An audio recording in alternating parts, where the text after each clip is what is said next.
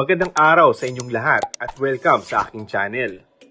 Hindi pa makonfirm ng isang executive ng ABS-CBN kung ano ang mga gagawing programa ni Julia Montes ngayong 2024. Pero nauna nang nabanggit ng source na si Julia di umano ang magiging isa sa leading lady ni Coco Martin sa remake ng Batang Quiapo, ngunit hindi pa matiyak kung kailan ito. Marami nga ang umasa na sa pagkawala ni Lovie po sa serye ay si Julia Montes ang papalit dito ng bagong pag-ibig ni Tanggol. Ngunit kamakailan nga ay ipinakilalang nagbabalik karakter na si Raisa Senon.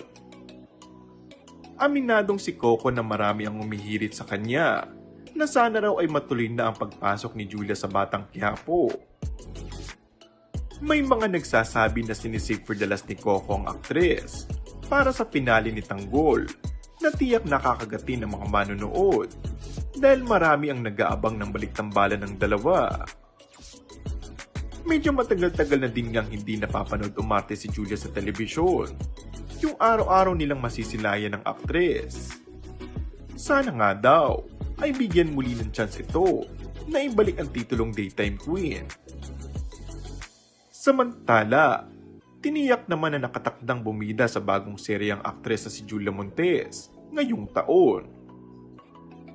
Ibinahagi rin ito ng aktres sa kanyang Instagram account.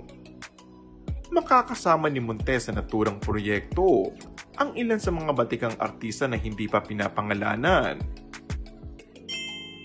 And that's all for our today's video. Kung bago ka lang sa aking channel ay mag-subscribe at pindutin na rin ang notification bell. Maraming salamat!